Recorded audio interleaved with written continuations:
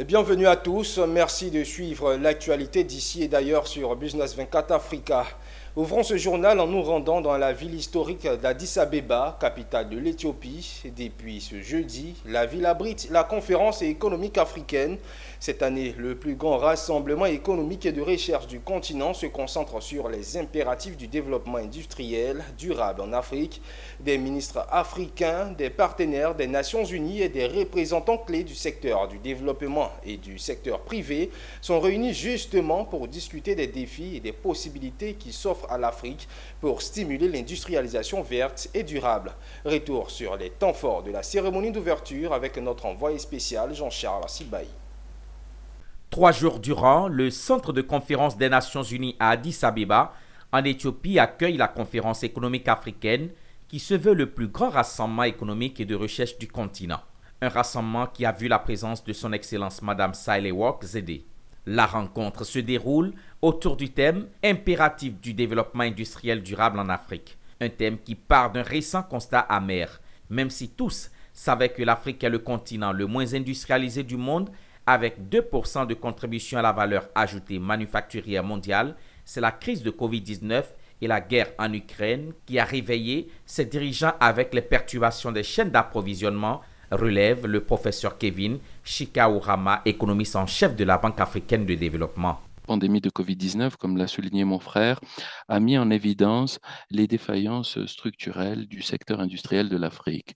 Cela a amplifié les risques associés avec une dépendance sur le commerce des matières premières et l'importation de produits finis et de produits intermédiaires.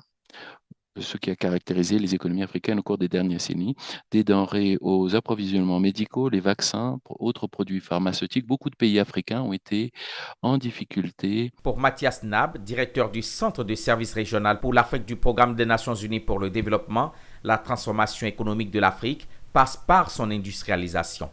Des ressources financières et des investissements à un coût favorable qui permettra d'encourager les partenariats entre le secteur public et le secteur privé.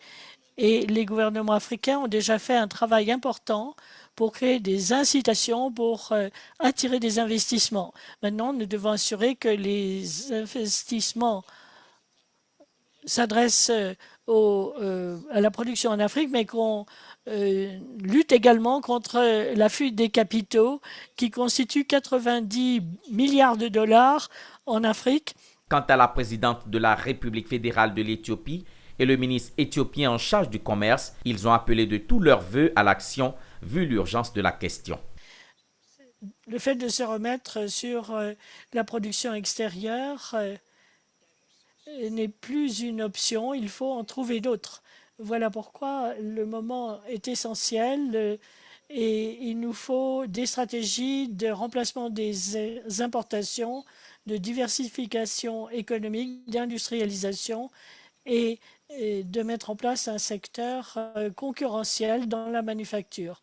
La deuxième réflexion que je voudrais faire, c'est la nécessité de jeter un œil critique sur nos plans de développement et tout particulièrement nos politiques industrielles sur la base de ce qui devrait exister en tant que volonté politique. Ce qui est attendu de cette conférence économique africaine sur l'industrialisation du continent, c'est un schéma directeur sur l'industrialisation durable de l'Afrique.